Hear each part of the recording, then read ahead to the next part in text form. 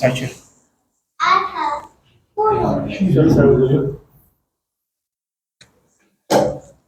Yaxşı uşaqlar, burada biz bugün dəyişən cərəyana baxaq. Sizinlə birlikdə suallarımıza da dərs bitdikdən sonra baxarıq da. Yaxşı, yaxşı. Dəyişən cərəyana baxaq uşaqlar. Dəyişən cərəyan sabit cərəyanın böyük bir qardaşı kimidir və fərqli bir sistemdir. Dəyişən cərəyanda biz qismət olsa bir dəyişən cərəyan generatorunda əlbəttə ki, böyük qardaşların işi çox olur. Böyük qardaşın məsuliyyəti çoxdur. Böyük qardaşı çox iş düşür. Ona görə yəni.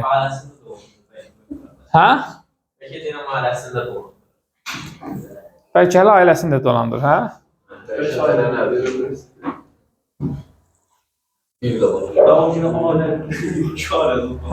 Bəli, uşaqlar, dəyişən cərəyan generatorlarında baş verir. Dəyişən cərəyan generatorlarında baş verir.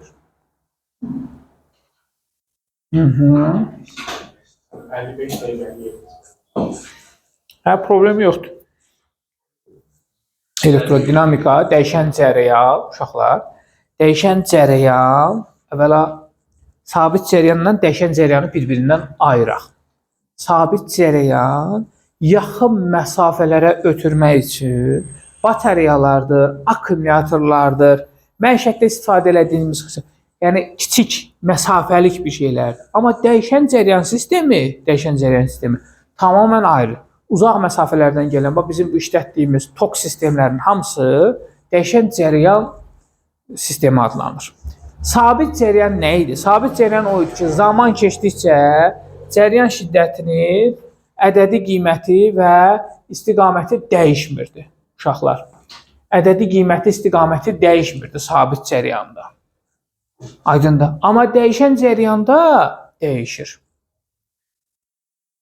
Saniyədə 50 Hz tezliklə dəyişir uşaqlar.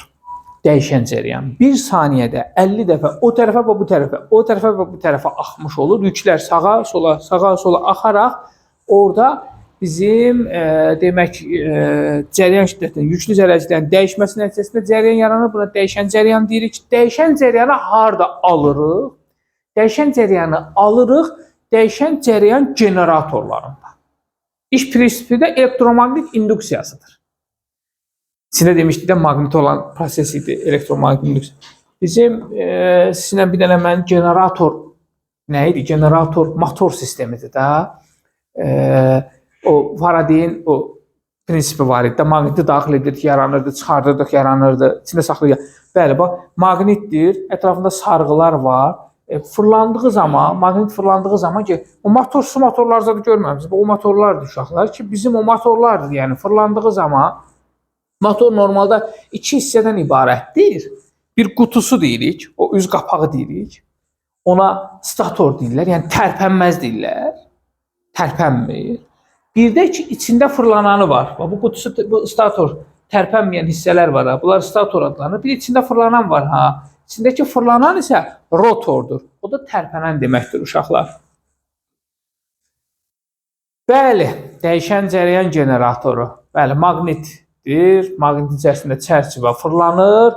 Çərçivə fırlandığı zaman orada maqnit seli dəyişir. Biz də keçən dəfədə danışmışdıq ki, nə demişdik? Demişdik ki, maqnit selinin dəyişməsinin, bu dəyişməyə sərf olunan zamana nisbəti bizim üçün EHG-nin induksiya elektrik hərəkət qüvvəsi, induksiya cərəyanı yaranırdı. Aydındır. İndi budur uşaqlar, sudan cərəyan almaq. Keçən dəfə baxdıq, su tökülür pərin üzərinə, pər fırlanırdı, cərəyan alırdıq. Aydındır. Zaman keçdikcə, bura bir dənə yazaq, dəyişən cərəyan,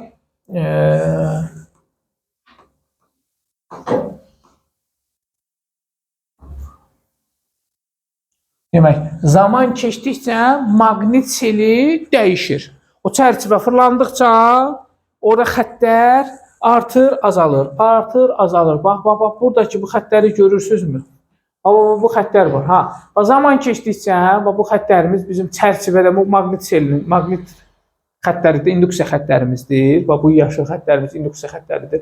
Bu da dəmir çərçivədir, qapalı çərçivədir uşaqlar. Bunun gərgin gəlib voltmetrə qoşulub, gərginliyə qoşulub. Bizim demək, maqnit selimizdə zaman keçdikcə dəyişir. Ya sinus qanunu ilə dəyişir, ya kosinus qanunu ilə dəyişir. Fərqi yoxdur. Biz bu dəyişimi demişdik sizin üçün uşaqlar ki, ya sinus qanunu ilə ya kosinus qanunu ilə dəyişər. Yəni fi bərabərdir fi maksimal. Məsələn, kosinus omega t qanunu ilə dəyişə bilər. Onda bizim fi'nin zamandan asılı qrafiki kosinusoid və bu formada bir qrafik olacaq. Demişdik ki, fi'nin törəməsi bizə nəyi verirdi? İnduksiya elektrik hərəkət qüvvəsini verirdi. Aydındır. Onda biz bundan törəmə alsaq, kosinusun törəməsi mənfi sinusu verir. Omega da keçir qabağa, vurulur fi'nin özünə.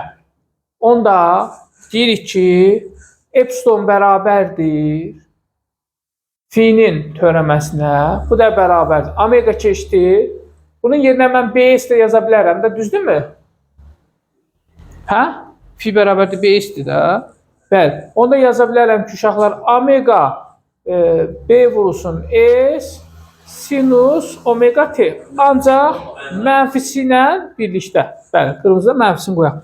Onda bizim yazarıq ki, epsilon bərabərdir mənfi omega bs düsturu da, yəni mənfisi sinusu ilə də birlikdə yaza bilərik. Omega t, yəni bizim epsilonumuzun omega bs düsturu var. Bunu yaddan çıxartmayaq. Yaxşımı? Yəni fərqlənməsinə görə. Yəni bizim üçün hə?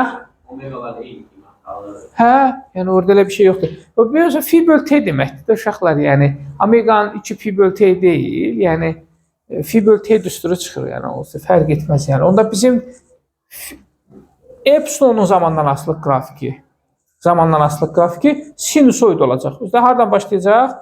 Mənfidən başlayacaq. Nəyi müşahidə edirsiniz uşaqlar? Bizim fi'miz maksimal olanda epsilonumuz minimal oldu. Fi'miz minimal olanda epsilonumuz maksimal olacaq. Fi'miz minimala çatanda epsilonumuz olacaq maksimal. Aydındır. 90 dərəcə bir-birlərinə fərqlənirlər. Ona görə də fi'miz maksimal olanda epsilonumuz həmişə minimal olacaq. Fi'miz minimal olanda epsilonumuz maksimal. Aydındır. Hər zaman bir-birlərindən pi bölü 2 qədər fərqlənirlər. Bunu yaddan çıxartmayaq uşaqlar. Bəli uşaqlar, bu çərçivədə eyni ilə gərginliyimiz də, bax bu gəlib birləşib onsuz da ucları gəlib birləşir gərginliyə. Gərginliyimiz də zaman keçdikcə dəyişir. Bu da ya sinus və ya kosinus qanunu ilə dəyişəcək. Heç bir fərqi yoxdur uşaqlar, yəni mənasında. Ya sinus ya kosinus qanunu ilə dəyişəcək. Ona görə də biz deyə bilərik ki, u da bərabərdir u maksimal məhz kosinus omega t'dir. Elə fi'mizin dəyişiminə görə. Yəni və bizim fi'miz də Li düsturudur. O da var. Bizim fi'mizdə də onda i'miz də eyni ilə fi'miz kosinusla dəyişdiyi üçün i'miz də bərabərdir i maksimal kosinus omega ilə də dəyişə bilər. Onda bizim i ilə u tam eyni faza olmasa da eyni faza kimi qəbul edə bilərik uşaqlar. Bunu yaddan çıxartmayın. Yəni mənim u'mun zamandan asılı qrafiki kosinusoiddirsə, mənim i'min də zamandan asılı qrafiki ilə kosinusoid olaraq davam edəcək. Bu u'nun zamandan asılığı maksimaldır. Bu da i'nin maksimalıdır. Nə deyirik? Yaddan çıxartmayın. Dövrədə necə? Bir daha. Orada niyə bərabərdir omega bs var? Aha. Orada niyə mənfi? Niyə mənfi oldu? Kosinus törəməsi mənfini verər ona görə. İtmədi, itməyib. Yəni bu tənlikdə yazmışıq. Yəni bunun özü buna bərabərdir. Tənlikdə yazırıq ki, yəni tənlikdə bizim üçün lazım olur. Yəni normal bunun özündə elə o forması bizə lazım olur. Bəli, tənlikdə həmişə mənfisi qalacaq. Əgər kosinusun verilərsə, mənfi sinus kimi veriləcək. Yəni ancaq bizim mənfinin itməsi məsələsini də biz epsilonumuzla da mənfini itirə bilərik ki, yenə də epsilon mənfi delta fi bölü delta t'dir. Bunu bilirsiniz. Lens qaydası mənfisi var. O mənfi ilə də itirə bilərsiniz. Yəni mənfi yenə götürəcək və müsbəti qalmış olacaq. Yəni Biz onsuz tənlikdə o bildiniz nə hardan çıxdı? Mənfi delta fi bölü delta t var ya daxı. Lenz qaydası var deyə epsilon bərabər mənfi delta fi böl delta t. O mənfi, bu mənfi, mənfini götürər. Yenə də ifadəmiz. Ancaq normal ifadəni də yazanda mənfi ehtiyac yoxdur. Aha. Uşaqlar, gördüyünüz kimi bizim i'miz, u'muz onda deyə bilərik ki, aktiv müqavimətdə dövrə sisteminə əvvəlcə müqavimət sistemi qoşulanda, dövrə sisteminə əvvəlcə müqavimət sistemi qoşulanda əvvəl plus minus qoyurduq. Dəyişən cərəyanda plus minus ehtiyac olunur. Çünki bir dəfə bir tərəf müsbət olur, axır o tərəfə, digər tərəf mənfi. Sonra digər tərəf müsbət olur, bu tərəf mənfi olur. Sistem belə dövr edir. Ona görə də belə bir işarə qoyuruq, yəni bu formada olur. Biz buna dövrədə aktiv müqavimət deyirik. Aktiv müqavimət. Yaddan çıxartmayın. O zaman aktiv müqavimət olan dövrə sistemində i'nin rəqsləri və ya cərəyan şiddəti rəqsləri gərginlik rəqsləri ilə eyni fazada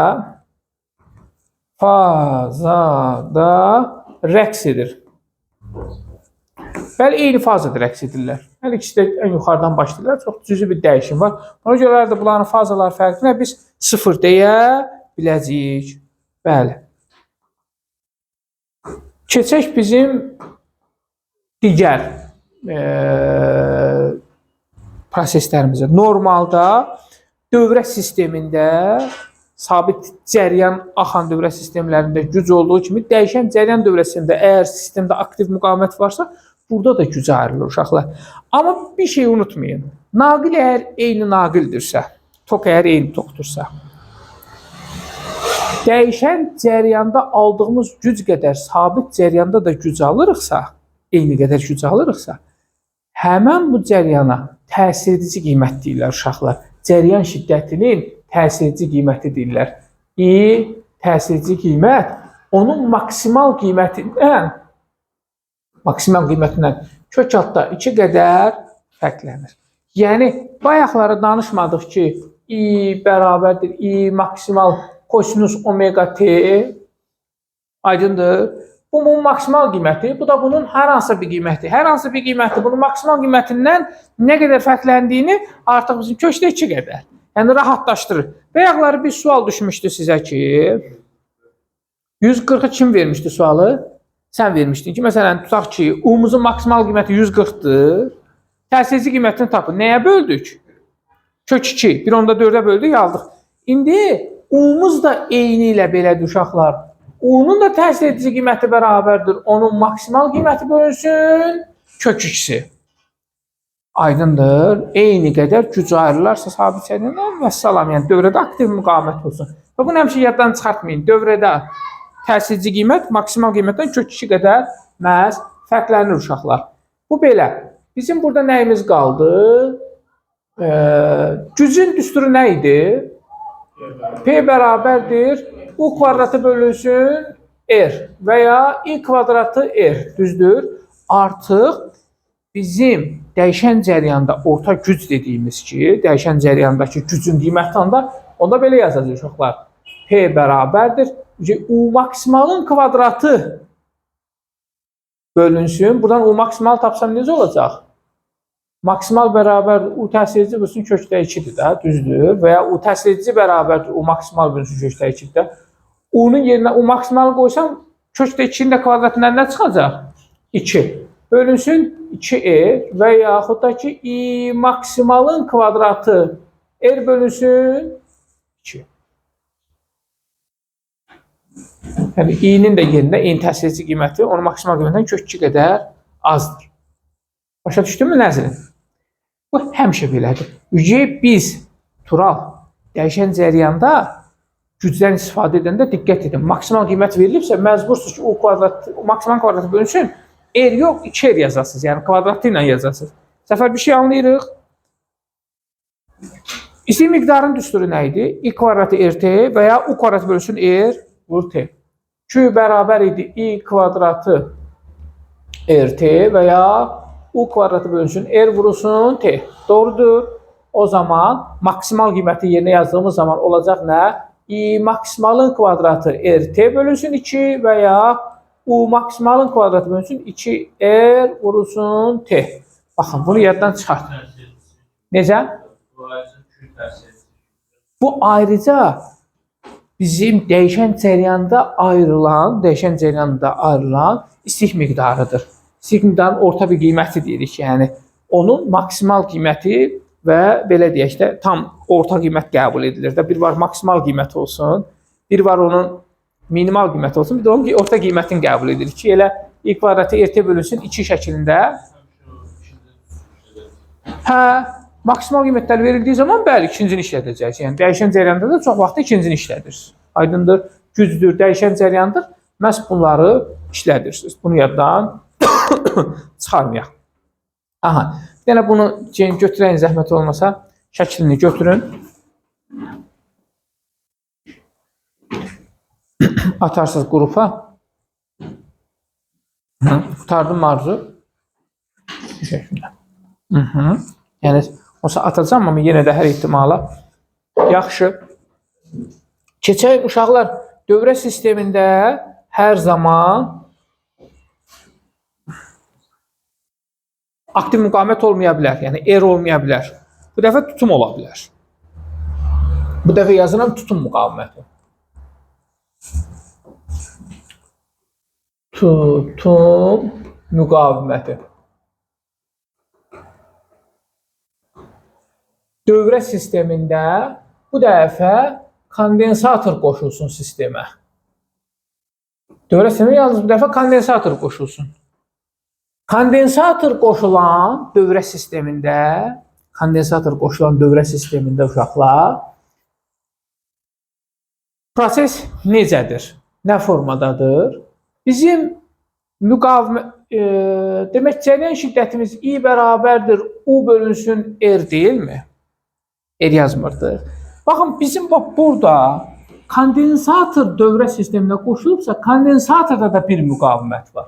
Həmən müqavimətə tutum müqaviməti deyirlər. O birisi bizim R müqavimətimiz, buna da tutum müqaviməti deyirlər. Aydındır. Yəni bizim üçün sarğac da müqavimətdir, kondensatorda da müqavimət var, reostatda da müqavimət var. Fərq etməz. O zaman mənim həmən buna deyəcəyimiz o tutum müqaviməti mən buna XC ilə işarə edim. Yəni R mənasındadır da, XC R mənasında. O zaman I bərabərdir U böl R deyilmi? Onda mən bu yerə yazaram ki, U bölünsün XC. Yəni bu tutum müqavimətidir. Müqaviməti. Yəni müqavimətdir. Müqavimət R ilə tərs aslı deyil. Düzdür. Onda XC ilə də hamısı ilə tərs aslıdır. Sadəcə kondensator müqaviməti qəbul edirik. İşte burada böyüdəcək bir şey yoxdur. Və ədədi qiymətdə bir şey də var uşaqlar. Qiymətdə var. 1 bölünsün omega C düsturudur. Bunun özü də düsturu. Gətirib onu da yerinə yazsam. U bölünsün. Ben bu biraz artırım. U bölünsün. 1 böl omega C. Omega C də yuxarı qalxır. U vurulsun. Omega C düsturu. Bəli. Buradan U vurulsun omeganın yerinə 2 pi bölünsün T vurulsun C və ya U vurulsun 2 pi nu C də deyə bilərik. O zaman biz deyirik ki, mənim tutum müqaviməti olduqda cəryan şiddəti periyodla tərs, cəryan şiddəti tezliklə onun tutumu ilə düz asılıdır. Yaddan çıxartmayaq. Dövrədə nə qoşulduğu zaman? Tutum müqaviməti qoşulduğu zaman uşaqlar. Bunu unutmayın. Burada da zaman keçdikcə həm cəryan şiddətimiz sinusoid və ya kosinusoid qanunu ilə dəyişir uşaqlar. Heç bir fərqi yoxdur. Çünki burada bilirsiniz ki, yük dəyişir. Yük dəyişəndə uşaqlar biz nə ilə dəyişiriksə dəyişək. Məsələn, Q bərabərdir Q max. Məsələn, sinus omega t idi. Yəni biz bunun yerinə Cu da yaza bilərəm. Cu max sinus omega t yazaram. O zaman mən deyirdim ki, mən cəryan şiddəti Q-nün törəməsinə bərabərdir. Mən onda bundan törəmə alsam, sinusun törəməsi kosinusu verir. Omega keçir qabağa. Omega vurulsun Cu max kosinus omega t. Nəsə bu hissəsi bir balaca sizi şey eləməsin. Yəni narahat olacaq bir şey deyil. Buradan da nəyi müşahidə edirik? Bizim Q'müzün yerinə də U ilə da yazdığımız zaman onda bizim U'muz sinusoid.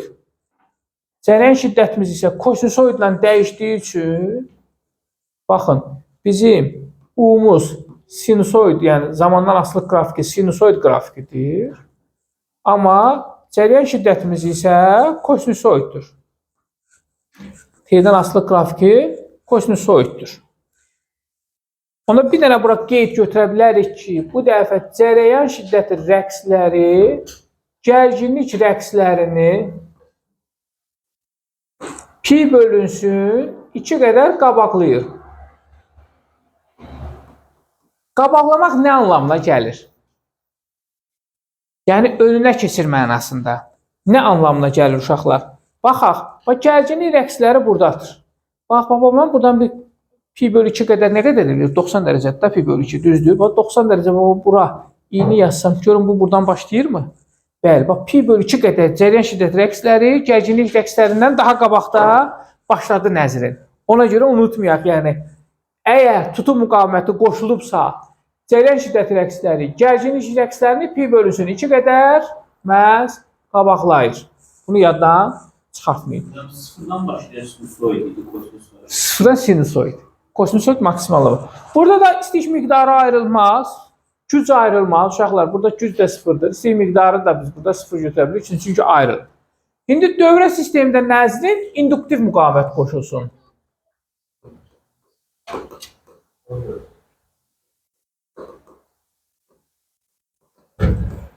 İnduktiv müqavimət qoşulsun. Yəni, sarğac qoşulan bir dövrə sistemi götürək. Bu L induktivli idi, bu S tutumlu kondensatorumuz idi. İndi induktiv müqavimət qoşulsun. İnduktiv müqavimətə də biz XL deyək. Müqavimətdə R elə bir ki, XL deyək. Bunun da qiyməti omega L'dir. O 1 bölünsün omegası idi. Bu isə omega L'dir. Yaxşı, yəni qiymət o.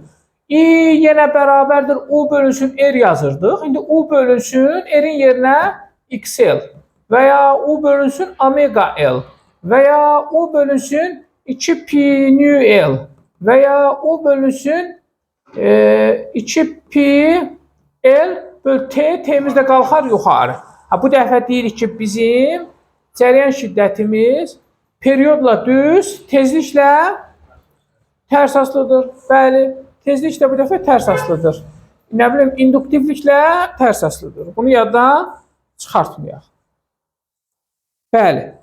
Burada isə uşaqlar, bunun tərsi olacaq, asılığımızın tərsi olacaq. Bu dəfə deyirik ki, gərginlik rəqsləri cərəyan şiddəti rəqslərini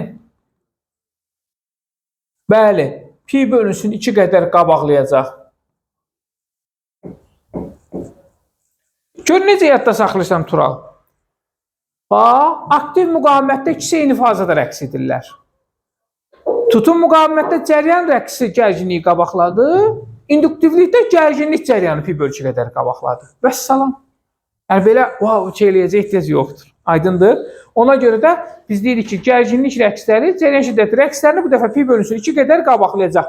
O zaman bizim gərginlik rəqslərini çəksək, bizim o pi bölünsün 2 qədər ondan qarşıya düşməlidir. Vəssalam. Yəni belə qorxulacaq heç bir şey yoxdur. Özünüzü qorxulacağınız heç bir şey yoxdur. 3 bölmə keçmişəm. Narahat olma. Axırıncı bölmədir. Transformatoru keçəcəm. Bir dənə ümumi müqaviməti danışım. Sonra sizin üçün transformatoru danışacağım. Yeşunlaşacaq. Transformator. Birinci ümumi müqavimət. Müqavimət. Ümumi müqavimət. Uşaqlar, ümumi müqavimət bir dövrə sistemində həm R müqaviməti, həm tutum müqaviməti, həm induktiv müqaviməti ola bilər. İnduktiv müqavimət olar. Ümumi müqavimətə Z ilə işarə edirlər. Bərabərdir. Kök altında R-in kvadratı üstə gəlinsin. mötərizə açıram. XL çıxılsın XC-nin kvadratı kimi. Buna ümumi müqavimət deyirlər. XL çıxılsın XC-nin kvadratı. Və dövrənin ümumi müqavimətini tapırıq. Əgər XL XC-yə bərabər olarsa uşaqlar, XC-yə bərabər olarsa, onda bizim burası 0 olur, R-in özünə bərabər olur və maksimal bir qiymət kimi bizə vermiş olur. Bunu yaddan çıxartmayaq uşaqlar. Bəli, bizim onda Z-imiz və R-in özünə də bərabər olacaq.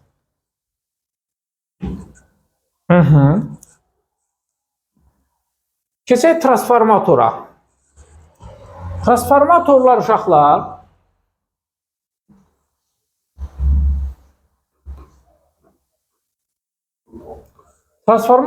uşaqlar nə işə yarayır? Cəryanı alçaldıb yüksəltməyə və ötürmə işinə yarayır. Cəryan şiddətini azaldır, çoxaldır və ötürür. Bunu daha rahat başa düşmək istəyirsə, bir dənə bax bunun şəklini çəkin, sizin üçün ümumi müqavimətin şəklini çəkin, mən buranı silim. Sizə məcburam ki, mən transformatorun ümumi bir şəklini çəkim. Transformatorun ümumi bir şəklini çəkim.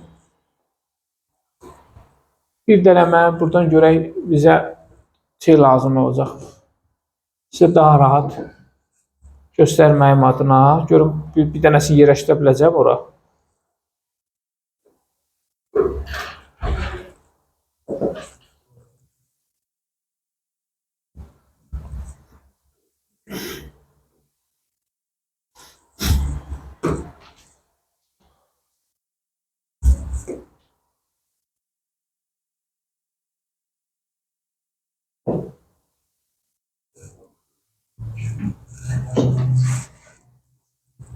Çox olan kimi yerləşmir. Mən 4 dənə gətirərsiniz. Necə? 4 dənə gətirərsiniz. Vermişdir ora. Yox, gətirənmədir mi? Səs mən sizə. Belə mi edeyim? Şəklini çəkməmişdir bayaqkinin. O tərəf ki.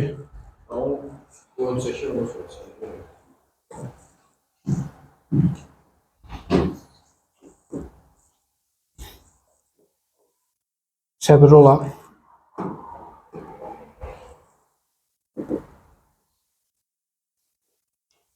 Səbirli olaq.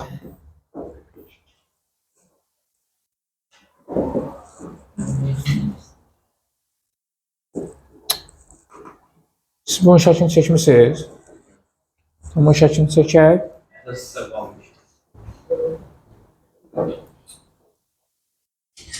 Telefon süzətlə nəzər eləmisiniz, atanda baxa biləsiniz.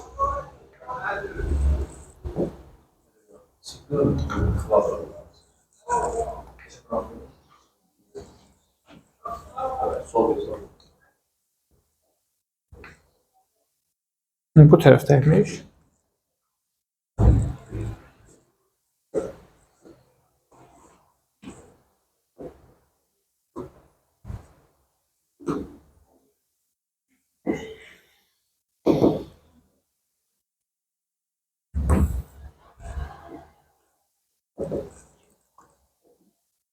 Hə, uşaqlar, demək ki, transformatorlar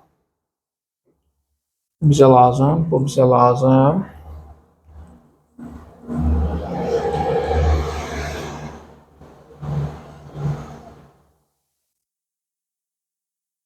Vəssalam, buradakı ümumi prosesdir, bizə lazımdır. Bəs, çıxdı? Çıxmaz məncə. Elə problem no.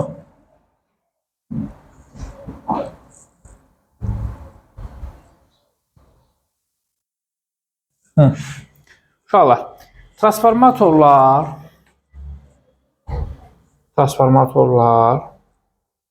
yəni bunu belə çəkim. Mən sizə üstündə yazım. Hə? İngilizcə yazım. Yox, silin geçsin ya. Necə eləyim? Yazını silin geçsin. Hə, silmək olur bu yazını. Diğer üstüne baksana.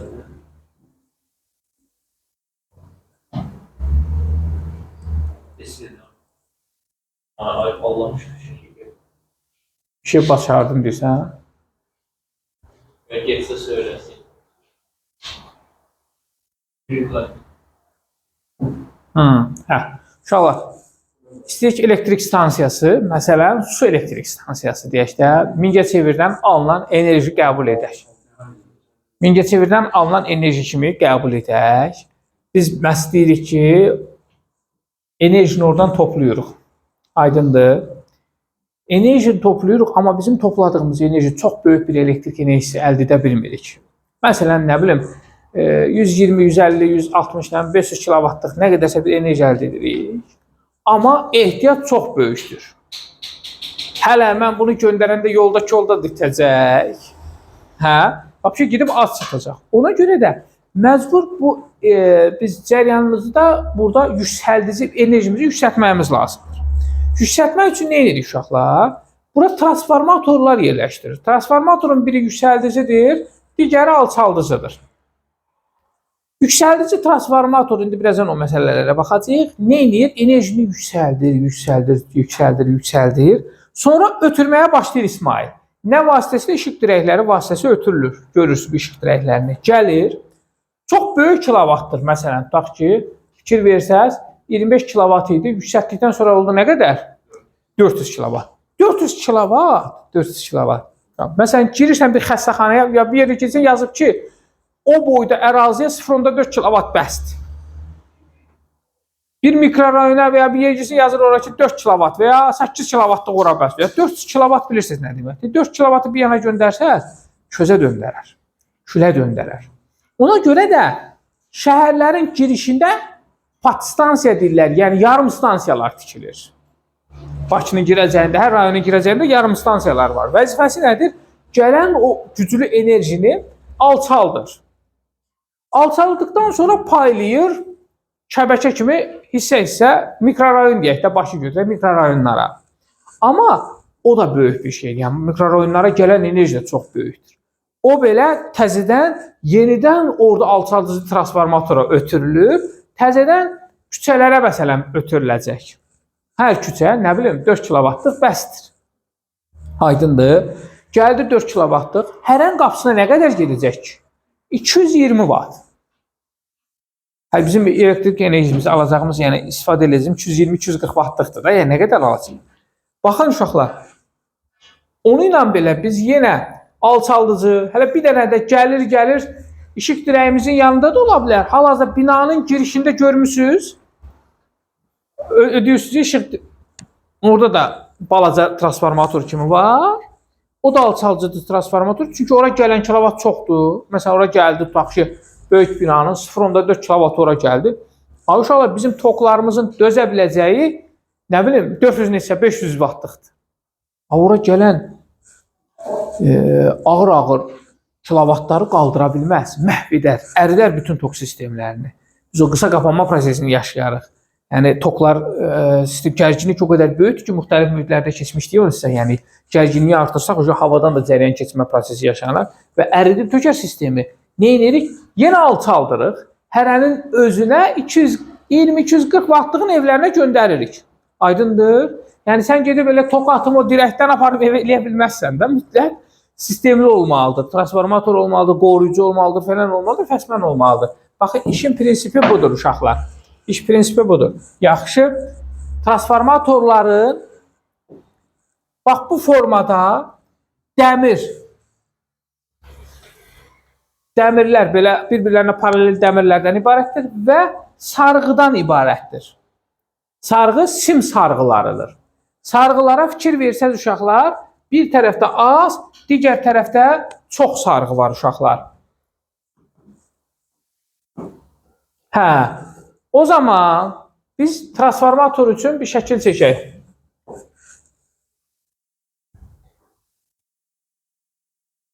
Qəbul edək ki, beləncə bizim bir dəmir içliyimiz var. Və bunun ətrafında giriş və çıxış. Girişdəki sarğıların sayı N1, gərginliyi U1. Çıxışdakı sarğıların sayı N2, Gərginliyi isə U2-dir. K transformasiya əmsalı var. K bərabərdir N1-in N2-yə, U1-in U2-yə, nə bilim, epsilon 1-in epsilon 2-yə, I2-nin I1-ə. Əgər K-mız birdən kiçik olarsa, buradakı sarıların sayı buradan azdırmı? N1 N2-dən kiçikdirmi? Razısan Tural? Nisbəti birdən kiçik olacaq. Bax, bu transformatorların adı olur yüksəldici. Sizə sarğı verəcək. Sarğını görən kimi yüksəldici mi yoxsa alçaldıcı olduğunu təyin etməniz lazım. Ki, giriş hissədə az, çıxışda çoxdursa bu yüksəldicidir. Aydındır. Əgər, indi tutaq ki, bunu işıq dirəkləri vasitəsilə biz göndərdik. Demək, işıq dirəkləri vasitəsilə biz bunu göndərdik bölgələrə, uşaqlar. Gəldi bizim baba, burada bizim bir dənə də bizim də burada bir dənə də dirəklərimiz var. Transformatorumuzun bir dənə baba bu hissəsinə təzədən biz bir ədəd də bura biz bir dənə demək ki, transformator yerləşdirək, içliyini qoyaq və indi fikir verək uşaqlar. Girişdə çox, çıxışda amma az.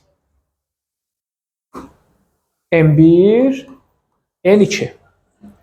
Buradakı gərginlik U1, buradakı U2. İndi N1 bölü N2 birdən böyükdürmü? Düzdür? Baxaq. Onda əgər K birdən böyükdürsə, bu olur alçaldıcı transformator. Aydındır? Bizim burada görün var idi mi o şəkili? K bərabər 1 olsa ne olur? K bərabər 1 olsa o zaman potensiallar bərabər olmuş olur. Sarğıların sayından idarə edəcəksiniz uşaqlar. Baxan kimi ki, giriş hissəsi, çıxış hissəsi. Məsələn, tutaq ki, bax, N1 giriş, N2 çıxış, onda biz dedik ki, bu yüksəlici transformatorudur. Çoxdan aza doğru və ya ona baxarkən həmən dəqiqə təyin edəcəksiniz. Narahat olmayın. Bəli. Uşaqlar, transformatorumuz prinsip olaraq bu işə yarayır. Cəryan şiddətini, enerjisini artırır, azaldır, ötürür. Yəni, bu prosesə baxır. Transformator yeganə cihazdır ki, və ya yeganə qurğudur ki, faydalı iş əmsalı ən yüksək vermə malikdir. Təqribən 98-99%'dir. Demək olar ki, itki yoxdur. İtkinin olmamasının səbəbi var uşaqlar. İtkinin olmamasının səbəbi var. Orada qızmaması və s. Necə? Deyil. Var, 99 da var. Hə? Bu niyə deyil? 98-99 yazmışam. 98-99%'dir transformatorun faydalı iş əmsalı. Yaxşı. Hə. Bəs bunu niyə edirlər uşaqlar yolda kolda itməsin deyə daha çox? İtki az olsun deyə. P bərabərdir I-U düsturunda. U bərabərdir P bölünsün I-yə. Gücü sabit saxlayırlar, konstant saxlayırlar. Transformator taktikaya fikir verək. Bax, çox önəmlidir. Gücü sabit saxlayırlar. Cəryanı azaldanda gərginlik nə edəcək? Artacaq. Yəni, yüklər çox sürətlə gəlib çatacaq Bakıya, məsələn. Bax, gərginliyi, cəryanı azaltdılar. Gərginlik nə? Artdı. Potensiallar fərqi artdı. Yəni, yüklər çox sürətli şəkildə gəlib çatır ki, itki az olsun. Cəryan da azdır onsa bu sistemdə. Yəni, cəryanı artırsaq, gərginlik az olacaq. Onda axım gec edəcək. Aydındır. Məsələ nədir? Boru məsələsi kimidir. Turbanın o geniş hissəsi, dar hissəsi. Neynədik? Daraltdıq. Sürətli axmağa başladı və bu dəfə o boru geniş hissəsində su daha çox yuxarı vururdu. Dar hissəsində az yuxarı vurur. Baxın, indi borunun dar hissəsi gələndə gərginlik artdığı üçün az vuracaq. Kənara itki az olacaq. Axım əsas qabağa gedəcək ki, dinamik elə bir ki, təzyiq kimi gətirəcək ki, onu çatdıracaq lazımı yerə. Bəli. Faydalı iş əmsalına gəldikdə uşaqlar, burada da faydalı iş əmsalı var. P faydalı böl, P tam kimi və ya P2 bölünsün P1 və ya I2, U2 bölünsün I1, U1 kimi də baxa bilərsiniz. Vurarsınız sonra 100-ə. Transformator bu qədər. Transformator sadəcə biraz sizdə nəzəriyyə yaransın, fikir formalaşsın. Yəni burada bir düstur forması, əsas bu K-dır. Başqa da elə bir şey yoxdur. Ya sizdən M1, N2-ni verəcək, U1-i verəcək, U2-ni soruşacaq. Yəni nə bilim, I-ləri verəcək, N-ləri soruşacaq. Bunlar həmişə əsas sizə lazım olan hissə buradır. Vacib olan hissə budur. Bir də ki, sarğılara hər zaman diqqət yetirəcəksiniz. Hər zaman sarğılara diqqət yetirmək lazım. Səhv etmirəmsə, burada sarğıların sayına aid deyəsən sual var idi. Görək, əgər elə bir sual forması tapsaq, bizim üçün elə belə bir nümunə kimi baxarıq. Yox, tapmasaq heç zat da. Heç zat. Bəli, heç zat. Heç zat.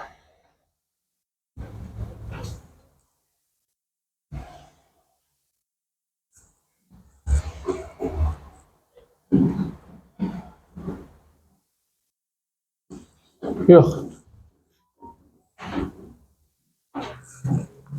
Yoxdur uşaqlar. Yaxşı. Bu qədər. Varmı sualınız uşaqlar? Onu saxlayaq, zəhmət olmasa.